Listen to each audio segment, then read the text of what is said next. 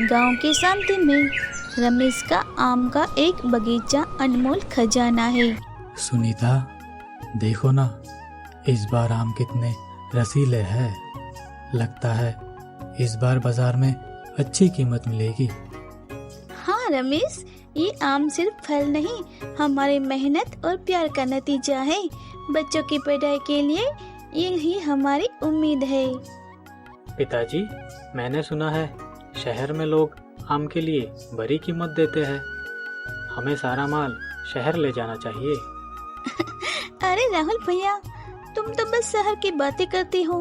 गांव में भी तो लोग हमारे आम पसंद करते हैं। तभी बगीचे के बाहर एक चमचमाती गाड़ी रुकती है। श्यामलाल, एक व्यापारी, अपने चिकने कपड़ों में बगीचे में दाखिल होता है। उसकी नजर बगीचे पर टिकी है। रमेश भाई, क्या बगीचा है। ये आम तो बाजार में धूम मचा देंगे। मेरे साथ सौदा कर लो, मैं तुम्हें अच्छी कीमत दूंगा। श्यामलाल जी, आपकी बात तो ठीक है, लेकिन मैं अपने आम खुद बेचता हूँ। ये बगीचा मेरे पिताजी का सपना था। अरे, पुराने सपनों से क्या फायदा। आजकल पैसा ही सब कुछ है। सोच लो, मेरा ये प्रस्ताव हमेशा नहीं रहेगा। श्यामलाल जी, ये बगीचा हमारा सम्मान है। इसे बेचना हमारे लिए मुमकिन नहीं। श्यामलाल बिना कुछ कहे एक रहस्यमय मुस्कान के साथ चला जाता है। बगीचे में सन्नाटा छा जाता है। रमेश और सुनीता एक दूसरे को देखते हैं। उनके मन में एक अजीब सी बेचैनी है। छोटू, तूने देखा वो श्यामलाल कितना अजीब था, जैसे वो कुछ छुपा रहा हो। हाँ माया दीदी, मैंने सुना है वो गांव के कई बगीचे खरीद चुका है। कुछ तो गड़बड़ है। उसी रात रमेश को नींद नहीं आती। वह बगीचे में टहलने जाता है और उसे दूर से कुछ छाया दिखती है।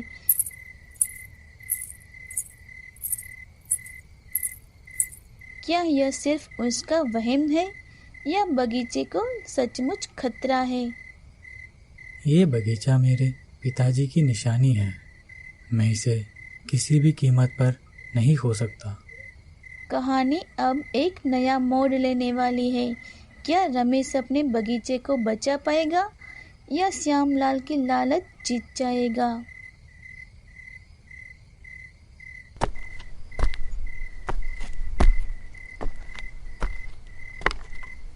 सुनीता, मुझे लगता है कोई हमारे बगीचे को नुकसान पहुंचाने की कोशिश कर रहा है। मैंने कल रात को कुछ छायाएं देखी थी। रमेश, हमें सावधान रहना होगा। ये बगीचा हमारी जिंदगी है। अगर इससे कुछ हुआ तो हम कहाँ जाएंगे? रमेश, धैर्य रखो। हर समस्या का हल होता है। हमें पहले ये पता करना होगा कि ये सब कौन कर रहा है। तभी छोटू दौड़ता हुआ आता है। उसके चेहरे पर डर और उत्साह का मिश्रण है। रमेश चाचा, मैंने देखा बगीचे के पीछे 2 आदमी थे। वो कुछ बोरियों में आम भर रहे थे। क्या? ये तो चोरी है। पिताजी, हमें अभी जाकर उन्हें पकड़ना चाहिए। लेकिन भैया, अगर वो खतरनाक हुए तो हमें पहले सोचना चाहिए। रमेश, गुरुजी और राहुल बगीचे के पीछे की ओर दबे पांव चले जाते हैं। वहां चांद की रोशनी में 2 लोग सचमुच आम चुरा रहे हैं। उनकी आवाजें धीमी लेकिन साफ सुनाई देती है। अरे जल्दी करो, श्यामलाल साहब ने कहा है कि बगीचे को बदनाम करना है। अगर लोग डर गए तो रमेश इसे सस्ते में बेच देगा। हाँ हाँ, जल्दी चलो, फिर ये बगीचा श्यामलाल साहब का होगा। चलो, ये आम ले चलते हैं। रमेश का खून खौल उठता है, लेकिन गुरुजी उसे रोक लेते हैं। लेकिन गुरुजी, ये मेरे बगीचे को बर्बाद कर रहे हैं। मैं चुप नहीं बैठ सकता। पिताजी, मेरे पास एक विचार है। हम इनका पीछा करें और देखें कि ये आम कहाँ ले जाते हैं। शायद हमें श्यामलाल के खिलाफ सबूत मिल जाए। रमेश, राहुल और छोटू चुपके से उन अजनबियों का पीछा करते हैं। वे एक पुराने गोदाम तक पहुंचते हैं। अरे वाह, अच्छा काम किया तुम दोनों ने। रमेश को लगेगा कि उसका बगीचा अब फायदेमंद नहीं रहा। जल्दी ही वो इसे मुझे बेच देगा। रमेश का दिल टूट जाता है, लेकिन राहुल का दिमाग तेजी से चल रहा है। वह अपने फोन से इस दृश्य की तस्वीरें ले लेता है। पिताजी, अब हमारे पास सबूत है। हम श्यामलाल को बेनकाब कर सकते हैं। कौन है वह? पकड़ो उसे। रमेश, राहुल और छोटू भागने की कोशिश करते हैं, लेकिन श्यामलाल के आदमी उनके पीछे पड़ जाते हैं। क्या वे बच पाएंगे और क्या वे श्यामलाल की साजिश को उजागर कर पाएंगे? रमेश भैया, जल्दी इधर आओ। मैंने सब सुन लिया। मेरे घर में छुप जाओ, मैं तुम्हें बचाऊंगी। रमेश और उसके साथी श्यामलाल की साजिश का पर्दाफाश करने के लिए सबूत जुटा चुके हैं, लेकिन खतरा अभी टला नहीं है। श्यामलाल का प्रभाव गांव में बढ़ रहा है। कई लोग उसकी बातों में आ चुके हैं। क्या रमेश अपने बगीचे और सामान को बचा पाएगा? राधा, तुमने हमें बचाकर बहुत बड़ा उपकार किया, लेकिन अब हमें यह तय करना होगा कि श्यामलाल को कैसे रोके। रमेश भैया, गांव वाले तुम्हारे साथ हैं। हमें बस उन्हें सच दिखाना होगा। राहुल के पास जो तस्वीरें हैं वो हमारा सबसे बड़ा हथियार है। हाँ, मैंने श्यामलाल की बातें भी रिकॉर्ड कर ली है। अब वो इनकार नहीं कर सकता। लेकिन भैया, अगर हम गांव वालों को ये सब दिखाएं और वो हमारी बात ना माने तो? श्यामलाल ने तो कई लोगों को पैसे का लालच दे रखा है। माया, सच हमेशा अपनी राह बना लेता है। हमें गांव की पंचायत बुलानी होगी। वहाँ सबके सामने श्यामलाल को बेनकाब करना होगा। रमेश, मुझे तुम पर भरोसा है। हमारा बगीचा सिर्फ हमारा नहीं, पूरे गांव की शान है। हमें लड़ना होगा।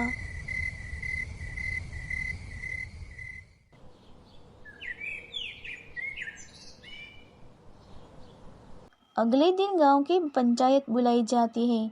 गांव का चौराहा लोगों से खचाखच भरा है। श्यामलाल भी वहां मौजूद है, अपने चिकने कपड़ों और बनावटी मुस्कान के साथ, जबकि गुरुजी पंचायत की अगुवाई कर रहे हैं। गांव वालों, आज हम यहाँ एक बड़े मुद्दे पर बात करने आए हैं। रमेश का आम का बगीचा हमारे गांव का गौरव है, लेकिन कुछ लोग इसे नष्ट करने की साजिश रच रहे हैं। गुरुजी, ये सब झूठ है। रमेश बस अपनी नाकामी छुपाने के लिए मुझे बदनाम कर रहा है। उसका बगीचा अब फायदा नहीं देता, इसीलिए वो मुझे दोष दे रहा है। भीड़ में खुसर फुसर होने लगती है। कुछ लोग श्यामलाल की बातों से सहमत दिखते हैं, जबकि कुछ रमेश के पक्ष में है। श्यामलाल जी, झूठ बोलने से कुछ नहीं होगा। हमारे पास सबूत है। ये देखिए, आप रात में हमारे बगीचे से आम चुरा रहे थे और इसे बदनाम करने की साजिश रच रहे थे। भीड़ में सन्नाटा छा जाता है। लोग तस्वीरें और रिकॉर्डिंग देखकर हैरान है। श्यामलाल का चेहरा लाल हो जाता है। ये सब झूठ है। ये तस्वीरें नकली है। झूठ तुम बोल रहे हो श्यामलाल। मैंने खुद देखा। तुमने अपने आदमियों को बगीचे में भेजा था। श्यामलाल, तुमने हमारे गांव को धोखा दिया। रमेश का बगीचा हमारा गौरव है। हम इसे खोने नहीं देंगे। श्यामलाल को अपनी हार दिख रही है। वह भागने की कोशिश करता है, लेकिन गांव वाले उसे घेर लेते हैं। तभी माया आगे बढ़ती है और कुछ कहती है जो सबको चौंका देता है। रुकिए, श्यामलाल को सजा देना आसान है, लेकिन हमें यह भी सोचना चाहिए कि हमारे गांव को और मजबूत कैसे बनाए। पिताजी का बगीचा सिर्फ हमारा नहीं, पूरे गांव का है। क्यों न हम सब मिलकर उसे और बड़ा करें। माया की बात सुनकर भीड़ में खामोशी छा जाती है। गुरुजी मुस्कुराते हैं और रमेश की आंखों में गर्व की चमक आ जाती है।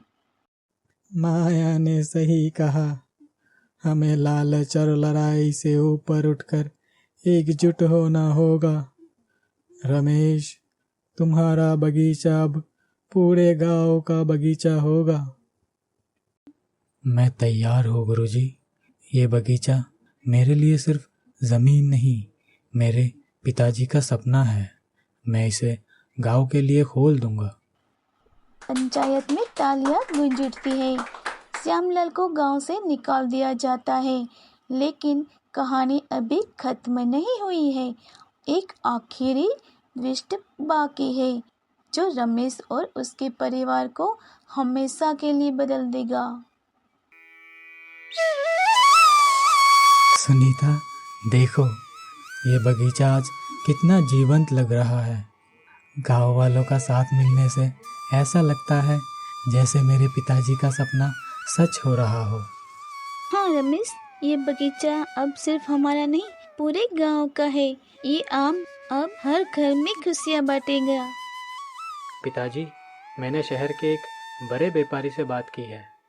वो हमारे आम खरीदने को तैयार है, लेकिन वो चाहता है कि हम बगीचे को और बड़ा करें। मैंने एक योजना बनाई है। हम नई तकनीक का इस्तेमाल कर सकते हैं। भैया, तुम तो अब गांव छोड़कर शहर वाले बन गए, लेकिन तुम्हारी बात सही है। अगर हम सब मिलकर काम करें तो ये बगीचा गांव की शान बन सकता है। तभी छोटू दौड़ता हुआ आता है। उसके हाथ में एक पुराना लिफाफा है। वह उसे रमेश को देता है। रमेश चाचा, ये लिफाफा मुझे बगीचे के पुराने झोपड़े में मिला। इसमें आपके पिताजी का नाम लिखा है। मेरे पिताजी का? ये तो मेरे पिताजी का लिखा हुआ है। रमेश पत्र को जोर से पढ़ता है। पत्र में लिखा है, रमेश के पिताजी ने बगीचे की जमीन गांव के नाम कर दी थी ताकि यह हमेशा गांव वालों की भलाई के लिए काम आए। लेकिन यह बात किसी को पता नहीं थी क्योंकि दस्तावेज कहीं खो गए थे। तो ये बगीचा हमेशा से गांव का था। मेरे पिताजी चाहते थे कि ये सबके लिए हो। मैंने इसे सिर्फ अपना समझा, लेकिन अब मैं उनकी इच्छा पूरी करूँगा। रमेश, तुम्हारे पिताजी का दिल बहुत बड़ा था। आज तुमने उनके सपने को सच कर दिखाया। ये बगीचा अब गांव की एकता का प्रतीक है। और अब हमें इसे और बड़ा करना है। मैंने गांव की महिलाओं से बातें की है। हम सब मिलकर आम से जूस, अचार और जैम बनाएंगे। इससे गांव की कमाई भी बढ़ेगी।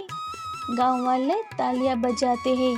बगीचा अब सिर्फ फल देने का साधन नहीं, बल्कि गांव की आर्थिक और सामाजिक उन्नति का आधार बन चुका है। लेकिन कहानी में आखिरी ट्विस्ट बाकी है।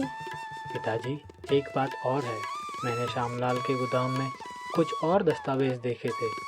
वो ना सिर्फ हमारा बगीचा बल्कि गांव की और भी ज़मीनें हथियाने की योजना बना रहा था। क्या? तो क्या वो अभी भी खतरा है? नहीं माया, श्यामलाल अब गांव से जा चुका है और उसके दस्तावेज अब हमारे पास है। लेकिन ये हमें सिखाता है कि हमें हमेशा सतर्क रहना होगा।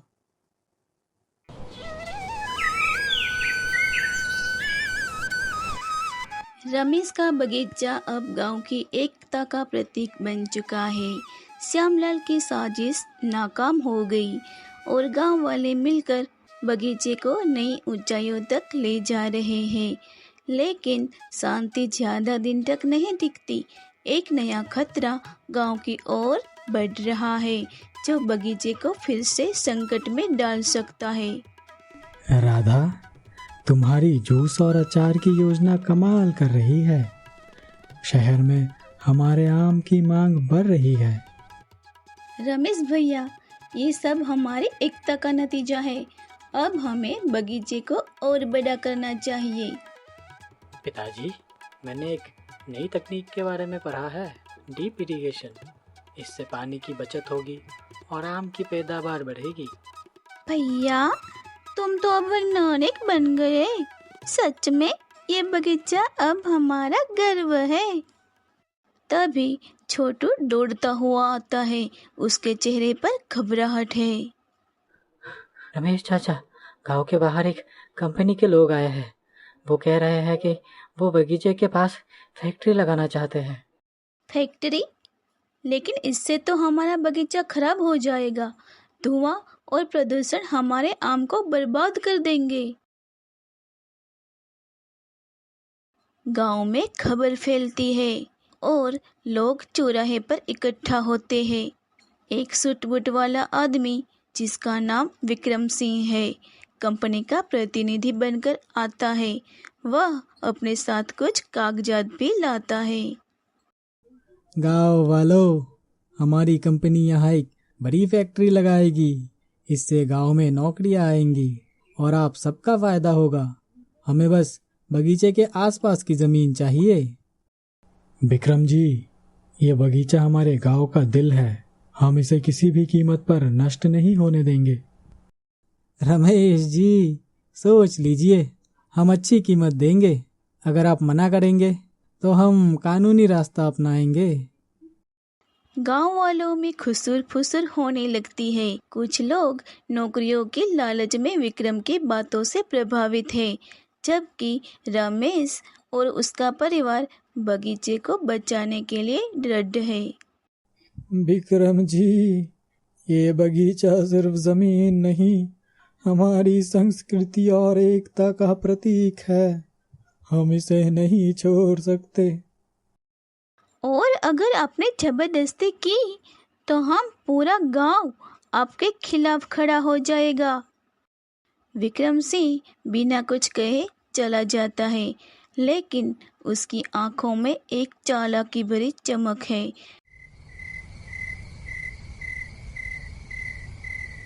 रात में राहुल और छोटू गुप्त रूप से विक्रम के अस्थायी कार्यालय के पास जाते हैं और कुछ सुनते हैं। वहाँ छोटू सुन, विक्रम किसी से फोन पर बात कर रहा है।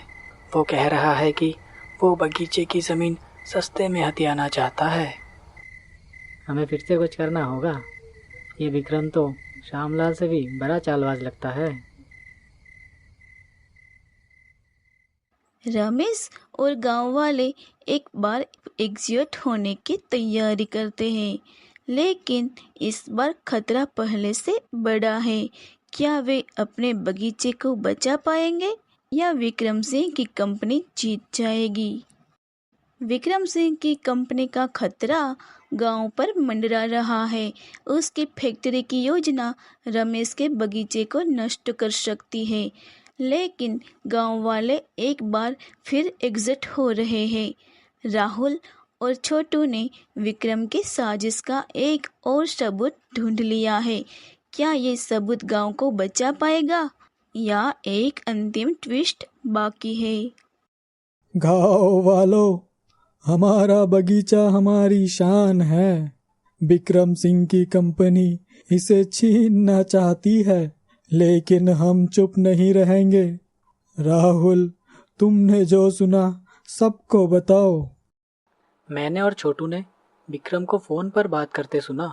वो बगीचे की ज़मीन को सस्ते में लेना चाहता है और बाद में उसे बेचकर मुनाफा कमाना चाहता है। ये कागजात देखिए, ये उनके प्लान का सबूत है। भीड़ में हलचल मच जाती है। लोग कागजात देखकर गुस्से में है। ये तो धोखा है। वो नौकरियों का लालच देकर हमें बेवकूफ़ बना रहा है। रमेश भैया, हम तुम्हारे साथ हैं। ये बगीचा हमारा गौरव है, इसे कोई नहीं छीन सकता।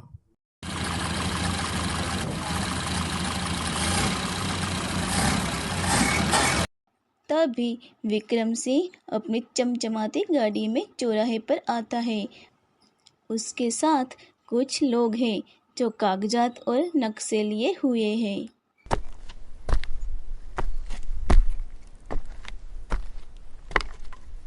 रमेश, तुम्हारी ये छोटी मोटी पंचायत से कुछ नहीं होगा।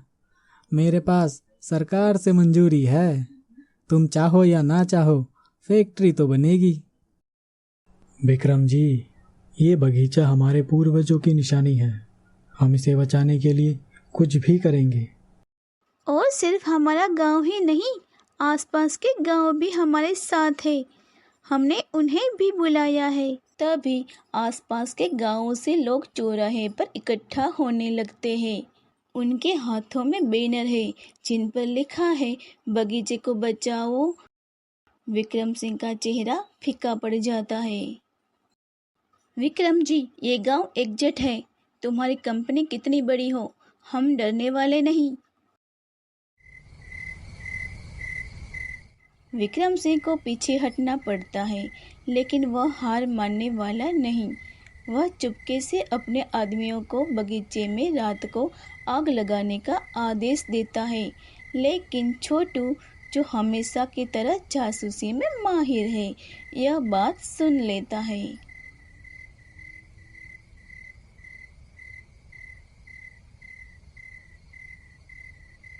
रमेश चाचा, विक्रम रात में बगीचे में आग लगवाने वाला है। मैंने उसके आदमियों को बात करते सुना। ये आदमी रुकने वाला नहीं। हमें आज रात बगीचे की रखवाली करनी होगी। रमेश, अगर बगीचा जल गया तो हमारा सब कुछ खत्म हो जाएगा। डरो मत सुनीता, हम सब मिलकर बगीचे को बचाएंगे। गांव की एकता हमारी सबसे बड़ी ताकत है। उस रात गांव वाले बारी बारी से बगीचे की रखवाली करते हैं। राहुल और माया कुछ युवाओं के साथ जागते रहते हैं। तभी आधी रात को कुछ लोग मसाल लेकर बगीचे की ओर आते हैं, लेकिन गांव वाले तैयार हैं। रुको, तुम्हें यहाँ कुछ नहीं करने देंगे। गांव वालों की भीड़ विक्रम के आदमियों को घेर लेती है। डरकर वे मसाले फेंककर भागने की कोशिश करते हैं, लेकिन तभी एक ट्विस्ट सामने आता है। माया ने पहले ही स्थानीय पुलिस को सूचित कर दिया था।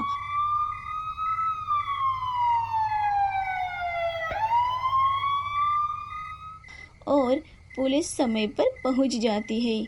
विक्रम के आदमियों को पकड़ा लिया जाता है। ये लोग अब कानून के हवाले हैं। रमेश जी, आपके बगीचे को कोई नुकसान नहीं होगा।